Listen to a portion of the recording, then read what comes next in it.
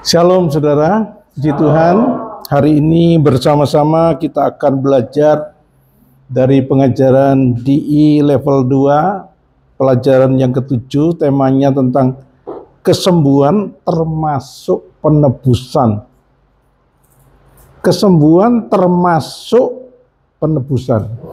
Kenapa mesti ditebus? Apa itu ditebus itu apa sih? Tebus murah. Tebus barang. Kenapa? Kok perlu ditebus? Tebus itu apa sih? Dibeli kembali. Pernah hilang, dibeli kembali. Ya, saya berusaha menyederhanakan betul-betul supaya saudara nangkap.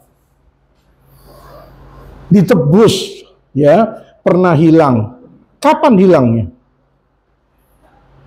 Ya, keselamatan dan sebagainya. Tadinya itu nggak ada sakit penyakit. Makanya Kejadian 3 ayat 16 dikatakan apa? Pertama kali ketika jatuh dalam dosa, maka terjadi sakit bersalin. Sebelumnya nggak ada sakit. Nggak ada. Nah, itulah sebabnya ditebus, diambil kembali, dibayar kembali.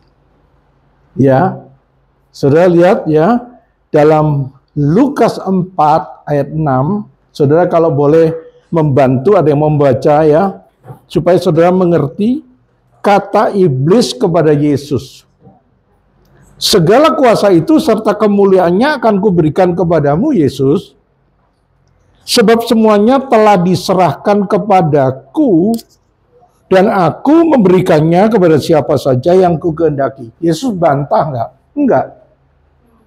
Nggak bantah. Cuman Yesus ngomong, tunggu tanggal mainnya. Ya, jadi pernah hilang gara-gara siapa? Adam. Coba lihat Lukas 5:12. Lukas 5:12 dikatakan apa? Boleh ada yang membaca? Lukas 5 ayat 12. Ya. Pada suatu kali Yesus berada dalam sebuah kota. Di situ ada seorang. Sorry, saya salah. Roma 5:12. Roma 5:12, sorry. Sebab itu sama seperti dosa telah masuk ke dalam dunia oleh satu orang. Sebab dosa telah masuk ke dalam dunia oleh satu orang. Tadinya ada dosa nggak? Nggak ada. Oleh satu orang. Siapa itu? Adam. Jadi gara-gara Adam dosa masuk. Oke? Sebelumnya nggak ada dosa. Upah dosa itu maut. Oke ya? Jadi nak ketemu Adam gara-gara lu sih.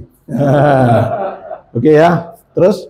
Dan oleh dosa itu juga maut. Demikianlah maut itu telah menjalar kepada semua orang. Nah, ya.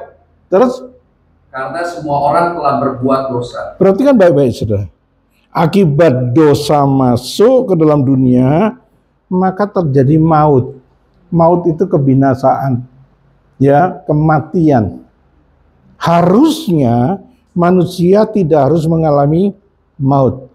Tapi firman Tuhan katakan, Roma 6:23, upah dosa itu maut.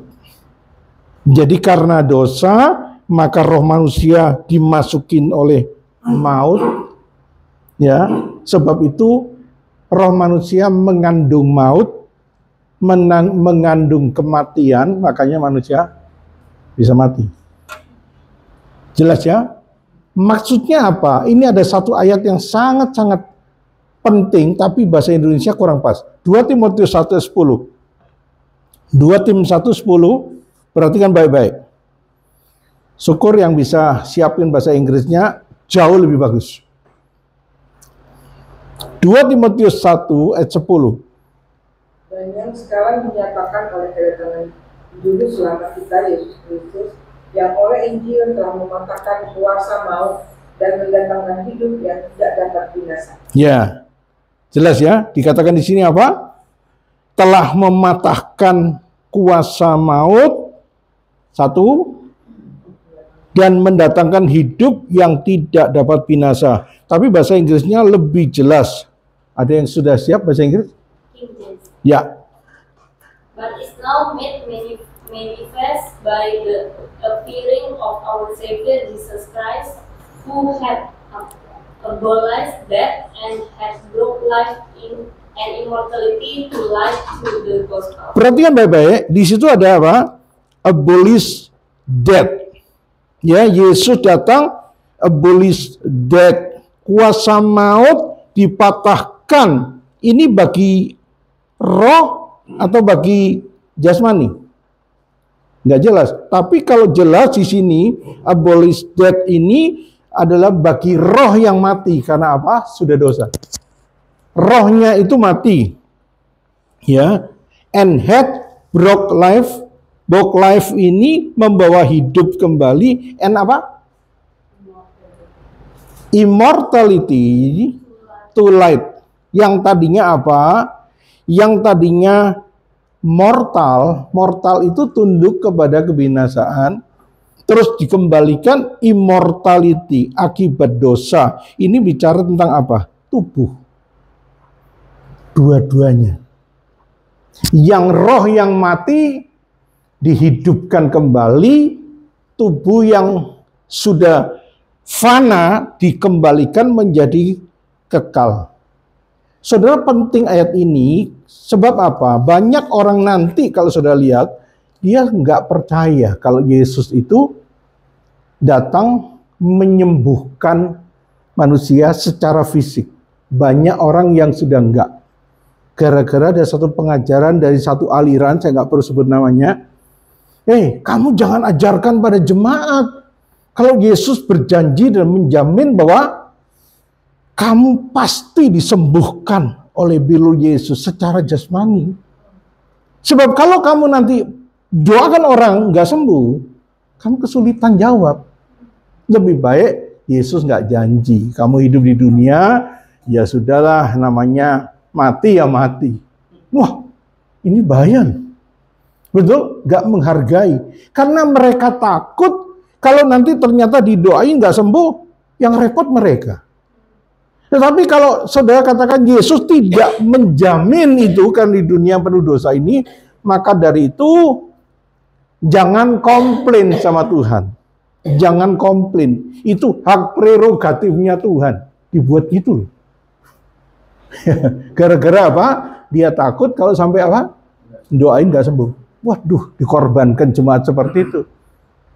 Ya, padahal Yesus dua-duanya tubuh manusia yang tadinya tunduk kepada kebinasaan, sekarang dihidupkan jadi immortality. Yang nggak tunduk kepada kebinasaan, roh yang mati dihidupkan kembali. Makanya di Kolose 2 ayat 10 dikatakan you are complete in him. Dua-duanya sudah komplit kita. Nangkep saudara? Ini jaminan dari Tuhan. Itu sebabnya bagi orang percaya, kematian itu apa? Bedanya dengan orang nggak percaya. Coba lihat Kisah Rasul pasal 7 ayat 60. Tolong siapin bahasa Inggrisnya. Bahasa Indonesianya tolong. Kisah 7 60. Silakan. Sambil berlutut ia berseru dengan suaranya, Tuhan, janganlah tangguhkan dosa ini kepada mereka, dan dengan perkataan itu meninggallah dia. Dengan perkataan itu meninggallah dia. Semua orang percaya nggak percaya meninggal. Apa bedanya? Tolong. Baca, Feni. Kisah pasal 7 60. Apa meninggal? Siapa yang mau baca? Sambil berlutut Bukan bahasa Inggrisnya. bahasa Inggris. Ini penting. Kalau sudah menemukan bahasa Indonesia nggak ketemu. Bedanya kita dengan orang percaya. Silakan. Hah? And he kneeled down and cried with a loud voice, Lord, let not be sin to their charge. And when he had said this, he fell asleep. He fell asleep itu apa? Tidur. Orang yang tidak percaya Yesus, saudara boleh cari di Alkitab, ditulis dead, die, dead.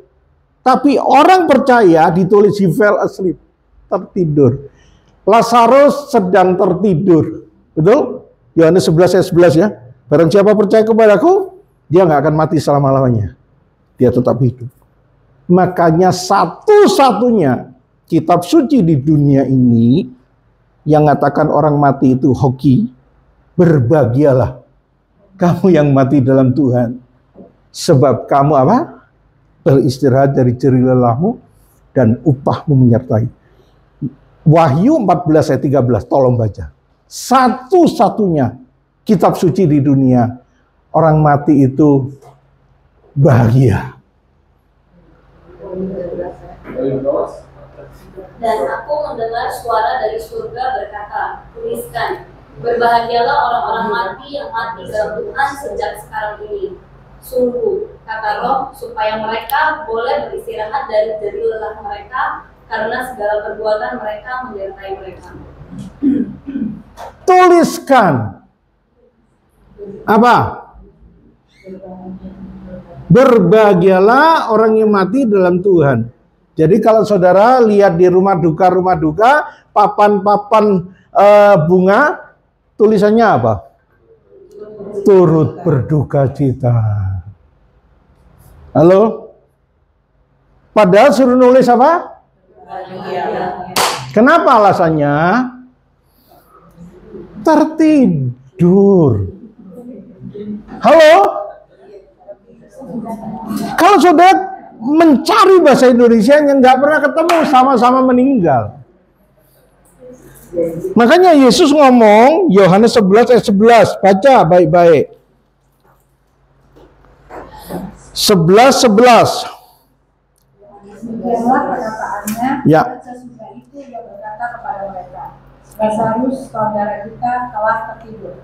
Tetapi aku pergi ke sana untuk membangunkan dia dari tidurnya. Ya, tidur. Betul? 24-25, cepat. 24-25. Ayat 24 tuh. Berkata kepadanya, Ya. aku tahu bahwa ia akan bangkit pada waktu orang-orang bangkit pada akhir zaman. Jawab Yesus, akulah kebangkitan dan hidup. Barang siapa percaya padaku, ia akan hidup walaupun dia sudah mati. 26. Dan setiap orang yang hidup dan yang percaya kepadaku tidak akan mati selama-lamanya. Percayakah engkau akan hal ini? Jadi kematian orang percaya itu apa? Bahagia. Ya jangan saudara protes. Salah semua, jangan. Nanti batu sandungan ya. Tapi saudara mengerti kenapa satu-satunya kitab suci di dunia yang ngomong hoki. Karena apa? He fell asleep. Pak, Stefanus tuh dirajam batu itu kan, wah setengah mati Pak dan sebagainya. Pasti dia kesakitan luar biasa. Ada yang ngomong gitu? Dirajam batu. Masa ada orang dirajam batu, kesakitan luar biasa, dia masih bisa lihat anak manusia berdiri jemput dia. Orang kesakitan dia, wah anak manusia yang jemput gua berdiri. Orang kesakitan setengah mati bisa nggak ngomong, Tuhan jangan tanggungkan dosa pada mereka. Masih mikir gitu.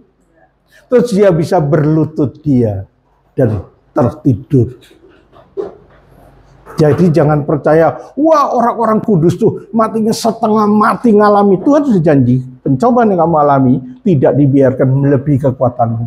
Kita aja yang lihatnya, wow, kasihan banget enggak? Itu hoki, itu kemenangan.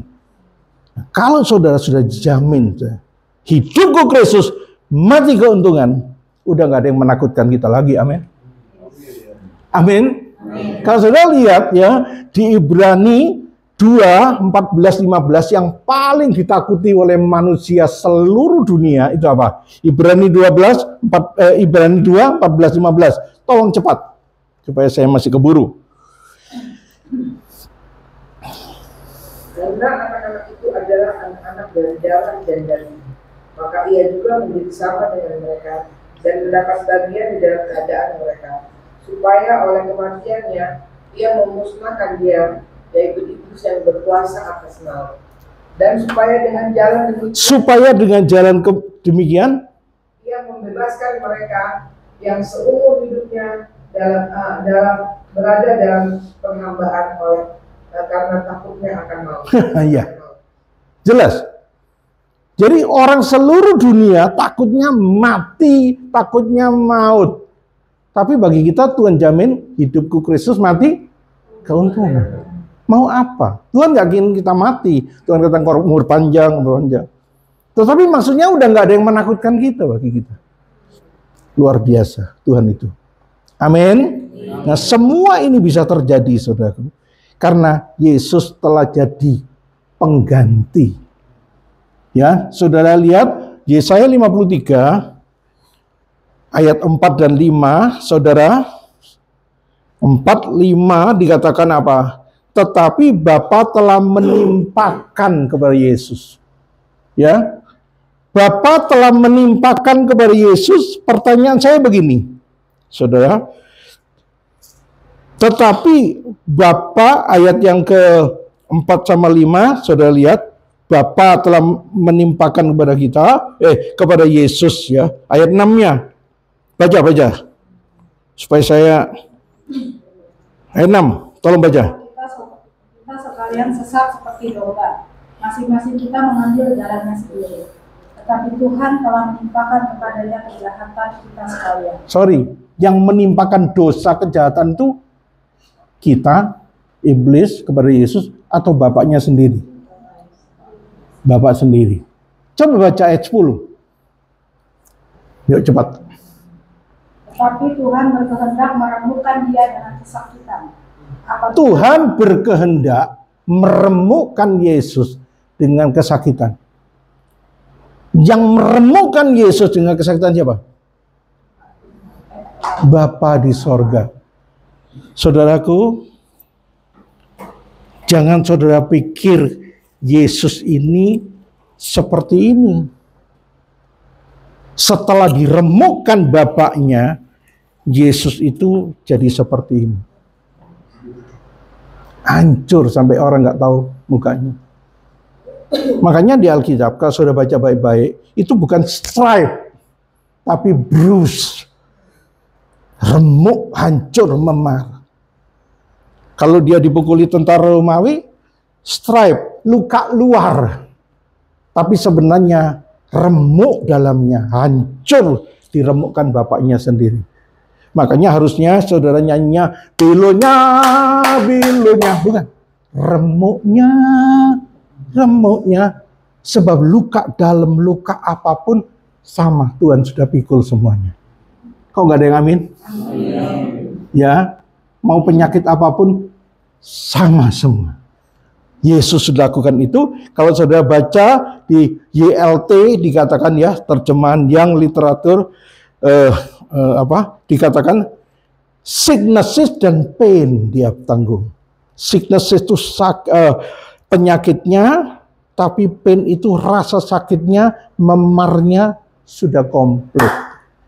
Yesus lakukan buat kita. Amin. Nah, sekarang pertanyaannya, apakah Bapak yang waras menghancurkan anaknya? Saudara, anak saudara mau engkau hancurkan enggak? Kenapa Bapak itu lakukan seperti itu? Apa Bapak yang waras? Tolong dijawab. Kenapa Bapaknya menghancurkan anaknya kayak gitu habis-habisan? Sebab nggak ada cara lain. Satu-satunya cara dia mengasihi kita. Satu-satunya cara itu. Makanya Yesus harus diremukkan seperti itu. Dan oleh keremuknya Yesus, hancurnya Yesus seperti itu, maka kita bebas. Sudah dipikul. Haleluya. Jelas ya saudara? Jadi kalau saudara mengerti ini, maka kesembuhan itu hukumnya apa? Sah. Legal. Ya. Jadi jangan pernah ragu-ragu, engkau sudah memiliki kesembuhan itu. Jangan pernah ragu-ragu lagi. Bapak pingin, Bapak berkehendak engkau sehat, sembuh, umur panjang. Haleluya. Saudara, dengar baik-baik. Kalau Yesus sudah jadi dosa karena kita, ya, upah dosa maut. Sebelum ada dosa, nggak ada sakit penyakit. Berarti Dosa itu akarnya, betul? Akarnya itu dosa. 2 Korintus 5:21, tolong dengan cepat baca. 2 Korintus 5:21. Yuk. Baca baik-baik. Dia yang tidak mengenal dosa telah dibuatnya menjadi dosa. Dia yang tidak mengenal dosa, tidak mengandung dosa, dibuat oleh Bapaknya menjadi dosa karena kita.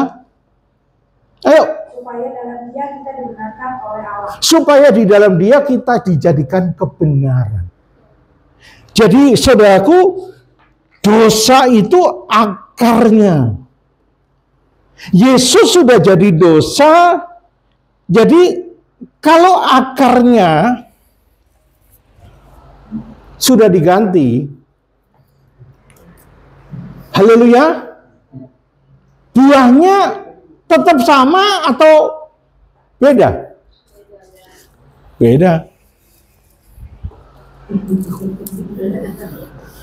Jelas? Akarnya sudah diganti, saudaraku. Tadinya buahnya sakit penyakit. Tapi Tuhan sudah ganti, ya, diganti akarnya, maka buahnya juga ganti. Kesembuhan, kesehatan buat saudara. Berikan kemuliaan buat Tuhan. Haleluya! Haleluya, akarnya sudah diganti. Akar yang baru. Jangan pernah ragu di dalam kesembuhan ini, karena Yesus lakukan itu, dia bukan cuma ngomong. Saya katakan masih banyak pengajaran-pengajaran yang berbeda. Ya. Oh, kesembuhan itu hanya kesembuhan secara rohani, diampuni dosa. No, tolak itu. Tolak, karena apa? Yesus betul-betul sudah melakukan itu. Dia ngelakoni itu. Dia memikul sakit penyakit kita secara fisik maupun secara rohani. Coba sudah baca. Markus pasal 16, 15, 16. Markus, baca saudara. Markus 16. Ya, mulai 15, 16. Markus 16, lalu ia berkata kepada mereka, pergilah ke seluruh dunia, beritakanlah Injil kepada segala makhluk. Siapa yang percaya dan dibaptis akan diselamatkan, tetapi siapa yang tidak percaya akan dihukum. Sekali lagi perhatikan kata-kata ini. Perintah Yesus amanat agung. Yuk. Pergilah, lalu ia berkata kepada mereka, tetapi pergilah ke seluruh dunia, beritakanlah Injil kepada segala makhluk. Siapa yang percaya dan dibaptis akan diselamatkan, tetapi siapa yang tidak percaya akan dihukum. Ini keselamatan secara apa? Ayo dong. Siapa nggak percaya, binasa. Yang percaya, selesai. Ini keselamatan secara apa? Rohani. Betul? Lanjutkan 17-18. Tanda-tanda ini akan menyertai orang-orang yang percaya. Mereka akan mengusir setan-setan demi namaku. Mereka akan berbicara dalam bahasa-bahasa yang baru bagi mereka. Terus? Mereka akan memegang ular, dan sekalipun mereka minum racun maut, mereka tidak akan mendapat celaka. Mereka akan meletakkan tangannya atas orang sakit dan orang itu akan sembuh. Ini keselamatan secara apa? Fisik. Jadi penginjilan itu harus disampaikan secara paralel. Amin. Amin. Bukan cuma keselamatan secara roh, tapi keselamatan secara fisik. Ketika engkau mendoakan orang itu sembuh fisik. Makanya selama Yesus pelayanan di dunia ini, dia ngapain? Kisah 10:38. Ayo cepat, waktu saya nggak lama, tinggal 5 menit. Yuk. Kisah 10 ayat 8. 38. Yuk. Yaitu tentang Yesus dari Nazaret, bagaimana Allah mengurapi dia dengan Roh Kudus dan kuat kuasa, dia yang berjalan berkeliling sambil berbuat baik dan menyembuhkan semua orang yang dikuasai iblis, sebab Allah menyertai dia. Jadi pelayanan Yesus ini menjamah orang, menyembuhkan orang, mengusir kuasa jahat semuanya itu, dan Bapa menyertai. Berarti kesembuhan itu adalah kehendak Bapa sendiri. Jangan percaya pengajaran-pengajaran yang mengatakan, oh cuman diampuni dosamu. Kita di dunia tinggal di dalam dunia yang sudah dosa ini, maka dari itu kalau engkau sakit, mati, syukuri itu. Nggak perlu tanya-tanya lagi, itu kedaulatan Tuhan. Ya, nggak perlu kamu seperti itu. Jadi hamba Tuhannya aman, wah, nggak ditanya-tanya. Dan jemaatnya bersyukur, Tuhan terima kasih untuk kankerku, terima kasih, sembuh nggak apa-apa Tuhan. Itu, aduh, pengajaran itu menyedihkan, saudara. Yesus sudah hancur-hancuran seperti itu. Amin. Amin, saudara. Maka dari itu kalau sudah mengerti ini, maka Bapa ingin saudara saya sembuh. Maka dari itu lihat di dalam roti dan anggur ketika perjamuan kudus. Selalu dalam roti, makanan, itu daging. Itu bicara tentang kesembuhan. Anggur bicara apa? Darah Kristus untuk pengampunan dosa. Sebab tanpa pengampunan dosa, tidak ada pengampunan. Komplit. Paralel. Sebab itu judul daripada hari ini, yang sesi yang ke-7 ini, kesembuhan sudah termasuk penebusan. Sudah Tuhan tebus. Dua-duanya. Amin. Sudah jelas ini, jangan pernah ditipu lagi ya oleh khotbah-khotbah siapapun juga yang mengatakan enggak lah, namanya itu ya orang di dunia enggak selalu sembuh, enggak selalu begini, udahlah enggak apa-apa, jangan komplain sama Tuhan, itu biarlah, itu misteri bagi kita, itu hak daripada prerogatif Tuhan. Syukuri aja apapun yang terjadi. No. Kalau Yesus sudah pikul, sudah nanggung, jangan syukuri hal itu. Yesus yang nangis, dia sedih, dia sudah berdarah-darah, mati-matian. Itu terima kasih untuk kankerku, terima kasih untuk autoimunku, terima kasih untuk diabetesku. Yesus yang sedih, saudara. Hari ini kita diajar seperti itu, supaya saudara saya benar-benar ya bisa mensyukuri dan menghargai apa yang telah dia buat. Maka dari itu kesembuhan kesehatan secara jasmani merupakan kehendak Tuhan. Apabila saudara tidak mempercayai hal ini, engkau karena nggak tahu caranya, ataupun engkau percaya kepada doktrin-doktrin seperti itu, maka saudara tetap selamat. Saudara tetap selamat. Tapi mungkin lebih cepat ke sorga. Itu bukan masalah dosa.